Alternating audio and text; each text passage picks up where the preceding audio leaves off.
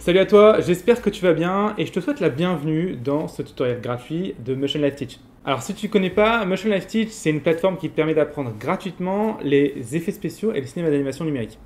Donc si tu es intéressé, je t'invite à te rendre sur le site internet teach.motion-live.com. Je t'embête pas plus longtemps et je te dis à tout de suite sur ce tutoriel gratuit. Salut, j'espère que tu vas bien. Alors aujourd'hui, on va parler d'un sujet qui est assez intéressant et qui est vraiment contredit dans le monde prod et aussi dans les écoles, c'est le fait de mieux travailler. Donc travailler plus efficacement. Il faut bien comprendre que quand tu travailleras sur un film, tu vas te rendre compte d'un truc, c'est super long. D'accord ? Malheureusement, c'est comme ça, c'est la vie. La longueur de travail pour un plan, c'est juste monstrueux, quoi. Des fois, on peut avoir une personne qui travaille 6 mois sur un plan. Alors comment faire pour que toi, quand tu apprennes la 3D, ça ne te prenne pas des plombes à apprendre à faire un plan, une technique, etc. Quelles sont les solutions qui vont te permettre de travailler plus efficacement et qui vont te permettre de vraiment optimiser ton temps sur ce qui est le plus important et de perdre de temps sur des choses qui sont vraiment, on va dire, finalement optionnelles et que personne ne verra.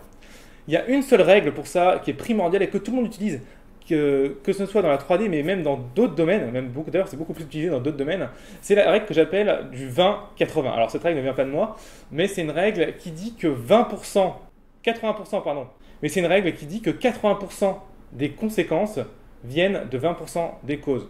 Autrement dit, ça veut dire que 80% du résultat de ton travail viendra seulement de 20% du travail que tu as effectué, d'accord ? Ça veut dire que derrière, les 20% restants de ton image ou de ton film viendront du gros 80% de ton travail, d'accord ? Donc l'idée c'est quoi ? C'est d'essayer d'optimiser les 20% que tu travailleras qui vont produire le 80% de résultats à la fin, d'accord ? Comment on fait ça ? Eh bien, déjà, la première chose, c'est de ne pas travailler ce que on ne verra pas, d'accord ? Je pars d'un exemple tout précis, de prendre une texture en 4K ultra détaillée avec une spéculaire, une map de roughness, une displacement map, une bump map pour une texture qui sera sur 28 pixels au bout pendant une seconde, ça ne sert à rien, d'accord ? Donc toujours optimiser les temps de travail par rapport à ce que tu vas voir sur l'écran, notamment par rapport à leur profondeur dans ton rendu. Plus l'élément est loin, souvent moins il a besoin d'être détaillé et donc moins tu as besoin de travailler le détail dessus. D'accord ? Il faut bien comprendre que plus tu travailles des détails, plus ça va te prendre de ressources en temps de rendu déjà. Donc déjà là tu perds du temps en temps de rendu, mais plus ça va surtout te demander du temps de travail à toi. Et comme tu le sais, la ressource la plus importante qu'on a tous sur cette planète, c'est le temps. Donc ne gaspille pas ton temps pour des trucs qu'on ne verra pas. D'accord ? Donc plus c'est loin, moins tu travailles dessus. Alors la solution aussi, le problème c'est comment savoir si tu vas mettre assez de détails pour que ça se voit ou pas. Puisque quand on a un peu la tête dans le guidon, c'est difficile de voir si on a pris assez de recul ou pas sur son image. La première solution, c'est tu fais un rendu d'image et tu le montres à quelqu'un. Et tu vois s'il remarque qu'il y a des choses qui ne sont pas assez détaillées. D'accord ? D'autres trucs, tu peux faire l'opposé. C'est tu fais une image ultra détaillée sur le fond, pour l'exemple, et tu regardes si la personne te parle du détail du fond, par exemple de ce qui est derrière et que finalement personne ne voit. S'il ne t'en parle pas, souvent c'est que tu peux virer un peu de détail. L'idée c'est de faire des tests comme ça sur 2-3 images de ton film, de ton projet ou que sais-je, et derrière tu vas voir ce que tu vas pouvoir optimiser ou pas. D'accord ?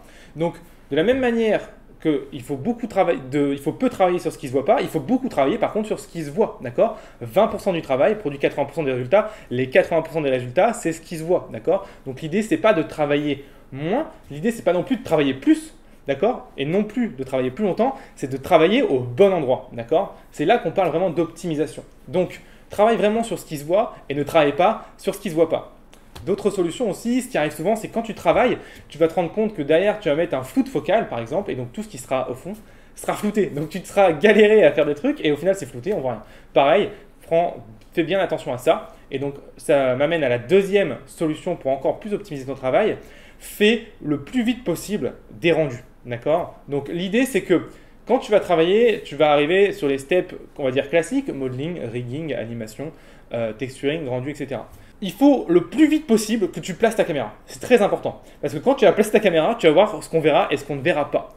L'erreur que je vois super souvent chez mes étudiants, c'est les personnes, elles commencent par exemple à animer alors qu'elles n'ont pas passé la caméra. Résultat, 80% de leur anime, en fait, finalement, est torchant. Donc ça sert à rien, quoi. Tu as perdu vraiment 80% de ton temps à animer un truc qu'on ne verra pas.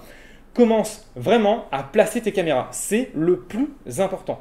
Tu places tes caméras et tu optimises ton travail sur ce qui est dans le champ de la caméra. Ok ? Premier point. sur l'optimisation des caméras. Deuxième point, le plus vite possible aussi, essaie de te rendre compte de faire un rendu de ton image, d'accord? Avec la profondeur de champ, une petite post-prod dessus, juste pour te rendre compte ce qui est important à l'image. Qu'est-ce qu'on voit? Qu'est-ce que tu as éclairé? Qu'est-ce que tu n'as pas éclairé? Qu'est-ce qui est en ombre? Qu'est-ce qui est qu'est-ce qui attire l'œil? Et là, tu vas pouvoir te dire, ok, si cette partie-là de mon image attire l'œil, c'est cette partie-là que je vais bosser à fond et tout le reste, je vais pouvoir mettre en retrait. Et c'est là que tu vas vraiment pouvoir optimiser ton boulot, d'accord? Donc, le plus vite possible, faire tes cadrages pour l'animation et le plus vite possible, faire des petits rendus vite fait, mais même pas obligé d'avoir terminé le boulot de texturing, etc. Au contraire, l'idée c'est de faire un rendu avec le moins de trucs possible pour que tu vois ce qu'on voit le plus. Et après, tu optimises ton shading, ton texturing et tes paramètres des rendus en fonction de ce qu'on voit. Troisième élément qui va te permettre d'optimiser tes temps de rendu, c'est justement, ton temps de travail plutôt, c'est l'optimisation des temps de rendu. Il y a beaucoup de gens qui commencent à faire passer ça à la trappe de plus en plus, notamment parce que les temps de calcul deviennent de plus en plus courts, mais c'est du temps perdu, d'accord? Pendant que ton ordi travaille, tu ne peux rien faire.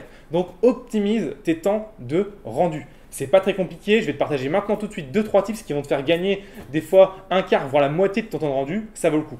Déjà, si tu es sur un moteur de rendu qui permet de faire du rendu sur carte graphique, fais-le, d'accord? Bien sûr, si tu as la carte graphique appropriée. C'est beaucoup plus rapide que du rendu sur CPU, processeur. Deuxième chose, optimise les résolutions de tes textures.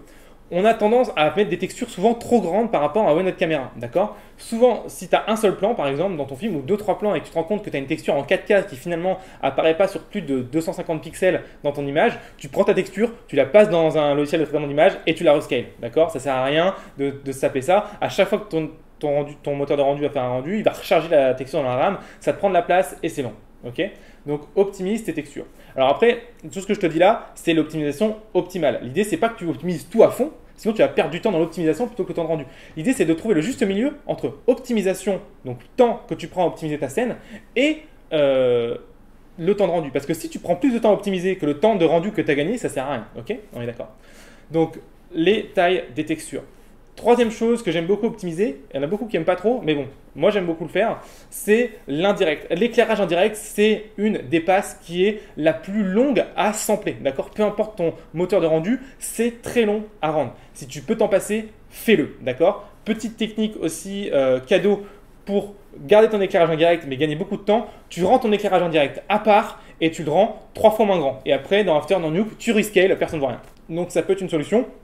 Encore une fois, l'idée n'est pas de tout optimiser, l'idée c'est de vraiment te poser la question, est-ce que quand j'optimise ça me prend plus de temps à optimiser ou je gagne vraiment du temps en rendu par rapport au temps que je prends à optimiser ma scène? Parce que optimiser une scène, ça prend aussi du temps, c'est un métier.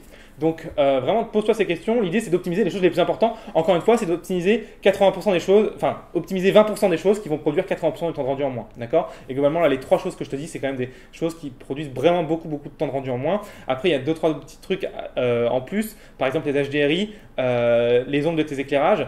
Même si les ombres d'éclairage aujourd'hui c'est de moins en moins vrai parce que les moteurs de rendu sont de plus en plus efficaces. La réfraction, souvent ça coûte très cher la réfraction, donc si tu peux un peu moins la sampler, que ça se voit pas trop, ça peut vraiment aller. Et aussi, ce qui peut vraiment coûter cher, c'est le SSS, donc tout ce qui est subsurface scattering. Le problème c'est que le SSS, sur de la peau, on a du mal à s'en passer par exemple. Donc à optimiser, mais par exemple à optimiser avec une map, d'accord? Tu as un visage humain, il y a peu de SSS sur le visage ici, ça sert à rien de te taper du SSS ici. Mets une map et mets-le dans les oreilles, dans le nez, dans les doigts, où est-ce qu'il y a vraiment du SSS. Ça te permettra d'optimiser. Ok? Donc voilà ce qui est vraiment important. Allez, un dernier tip encore en optimisation que je te partage là qui me vient à l'esprit. Si tu es sur un plan fixe avec un personnage animé, ne rends pas tout le plan entier. D'accord? Tu fais le personnage sur un layer à part, le background sur un layer à part, et tu rends ton background en une fois et tu rends seulement ton personnage en animation. Tu vas gagner beaucoup de temps de rendu. Là, tu peux diviser ton temps de rendu par 2 ou par 3. Là, ça fait partie des 20% qui te font gagner 80% du temps de rendu. Encore un tip que j'ai envie de te partager, notamment pour les rendus en compositing, d'accord? Donc, ce qu'on appelle les extension sets, d'accord? Aussi les matte painting. En gros, c'est l'idée de prendre un shoot sur fond vert, de virer le fond vert et de mettre un rendu 3D derrière. Ici, il y a un truc qui va te faire gagner énormément de temps. Alors là, ce n'est pas dans le temps de rendu, mais dans le temps de travail. C'est ce qu'on appelle la projection de texture, ou aussi appelé le camera mapping. D'accord? Si tu es intéressé par cette technique, je t'invite à aller voir des choses sur Internet. Il y en a plein. C'est une technique qui est hyper connue et ça te permet de gagner un temps de malade avec un résultat époustouflant si tu travailles de manière intelligente. D'accord? Par contre, tu travailles mal, c'est dégueulasse. Mais si tu travailles de manière intelligente, tu peux vraiment gagner un temps de ouf là-dessus. Donc, je te dis la technique, caméra mapping. D'ici, je pense, 2-3 mois, Motion Live Teach, on va faire un tuto dessus. Mais bon, comme pour l'instant, il y a d'autres choses qui sont prévues, tu peux déjà aller voir par toi-même caméra mapping, n'importe quel logiciel. Tous les logiciels savent le faire. Nuke, After, Blender, Maya, 3ds Max, tout, c'est vraiment une technique de base que tout le monde utilise tout le temps et c'est de l'or en barre, d'accord? Et ça va te faire gagner un temps de ouf. Voilà, c'était ma dernière technique pour te permettre d'optimiser ton temps.